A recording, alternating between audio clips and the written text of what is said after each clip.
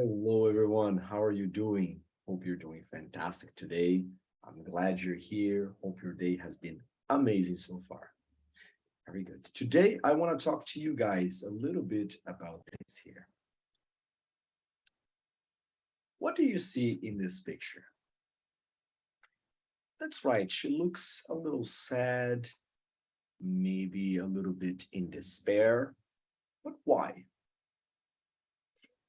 What do you see in the background? That's right. I think she's probably moving. She's going from one house or apartment to another one. And this is something that everybody has to do in some point in their lives, right? Everybody has moved at some point before. And if you're anything like me, you hate moving. Ah, what are the pros of moving? Are there even any pros in moving? What about the cons of moving? What do you think are the disadvantages of moving? Very good. Those are good points. Those are excellent points. But you know what's interesting? I heard my mom talking yesterday about wanting to move again at the end of the year. And her reason for that is she said, our current house is bigger than our previous one, which means it's harder to clean, it's more complicated to, take care of the house and everything else. Hmm. So let's take a look at that sentence right there. What my mom said, our current house, our actual house, the one we live in today, is bigger than our previous one, than the one we had before. In this sentence, what is this sentence doing? Is it contrasting or comparing things? Very good. It's comparing things, right? Very nice. But what is being compared in this case? Excellent. What is being compared is our current house and our previous one. So imagine that this is the house we live in today, and this was our previous one. Are they the same or different? Ah, that's right. Our current house is bigger than our previous one. Excellent. But what is bigger? What does this mean? Bigger. Is this a verb? This is not a verb. Hmm. Is this a noun, an object? It can't be. Oh, that's right. Bigger is an adjective. Oh, excellent. Adjectives are qualities or characteristics that someone or something has. Right? So we know many, many adjectives. Can you think about other examples of adjectives that we use? Those are excellent examples. Very good. Adjectives in English can be short or long. We only have these two types of adjectives, right? Short adjectives only have one syllable. For example, fast, old, tall, cheap, etc. And long adjectives, they have two or more syllables. For example, beautiful, important, interesting, etc. But here's my tip. Now, here's how I distinguish between short and long adjectives. How many times you open your mouth to pronounce the word. And it sounds silly. You sound like, what? I've never heard of this before. What do you mean?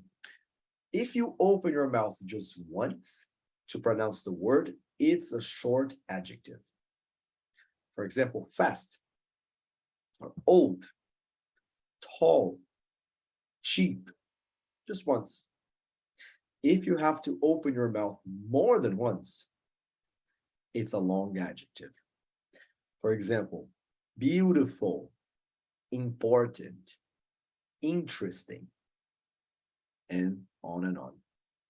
So now you always remember, is this a short or long adjective? How many times do I open my mouth to pronounce this? Let's take a look at the sentence here. Mansions are more expensive than apartments. What is being compared? Excellent. Mansions and apartments. What is the adjective in this case? That's right, expensive. Is expensive a short or a long adjective? Expensive. We have to open our mouths more than once. So, long adjective, right? Very good. This is how we do things. This is the structure to compare things in English. We have the first thing being compared, the first element, verb to be, that we know, is or are, more, adjective, than, and then the second element. This is the structure for long adjectives. We're going to use more, the adjective, than. It's always like this. Doesn't matter what the adjective is. If it's a long adjective, we always say first element, either are, more, adjective, than, and then the second thing we compare. Very good. But the example, the sentence that my mom said, it wasn't a long adjective. This is a short adjective. In this case, we don't have to use more. We just have to put the adjective, and then the end, we're going to add er. Our current house is bigger than our previous one. This is the structure for short adjectives. We have the exact same structure, but instead of more, we just add in the end of the adjective. And voila, that is the structure used for short adjectives.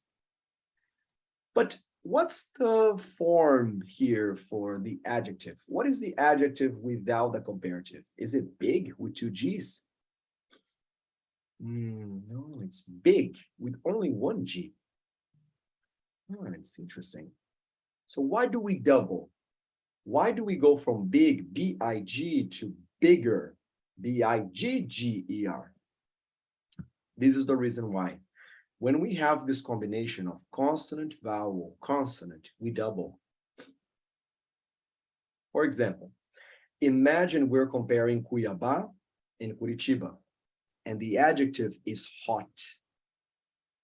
Hot is CVC, consonant, vowel, consonant. So we have to say Cuiabá is hotter than Curitiba because it's a short adjective.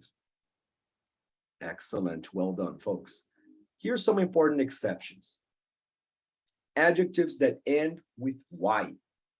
We're going to remove the Y and add IER. You have seen this before, probably, yeah? Cases like easy becomes easier. Tasty becomes tastier. Funny becomes funnier. It's just a little exception there. And here are three other exceptions. Have you seen this movie before? Do you recognize this movie? Probably not. This is an old movie. This is an old Western. This is from my grandparents' time. But this movie is called The Good, the Bad, and the Ugly. In English, we have these three other exceptions. The good, the bad, and the far, not ugly.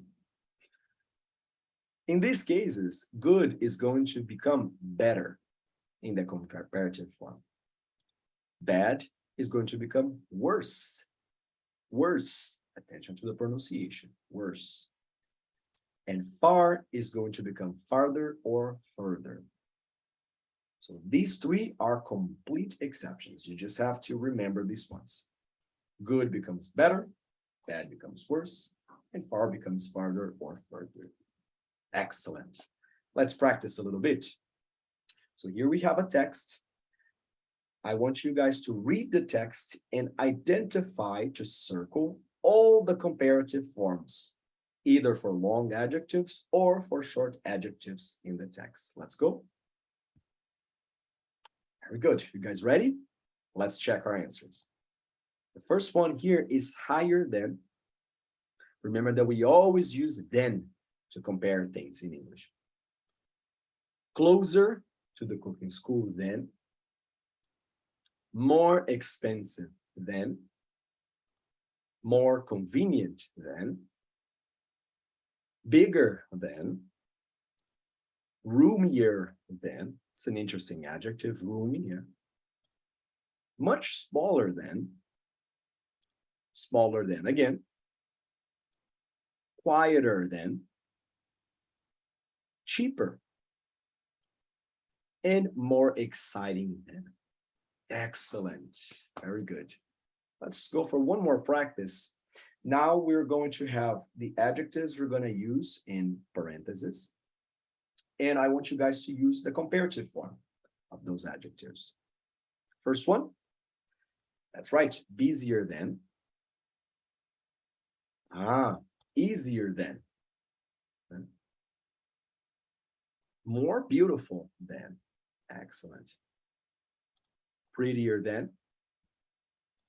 Taller than. Nicer than. More comfortable than. Friendlier than. More unusual, it's a long adjective, and more delicious than. Excellent, guys. Very good, very good. Now, one last exercise. I want you guys to compare 5 things, comparing your current house to your previous house, or one of the houses or apartments you've lived before. Can you compare 5 things using the comparative? Let's go. Well done, folks. Excellent job. Excellent job. Very good. All right, that concludes our lesson for today. Hope you had a fun time. Hope you were able to learn a little bit more about how we compare things in English. Any questions, just let me know. Thank you so much. Have a wonderful day, folks. Take it easy. Bye-bye.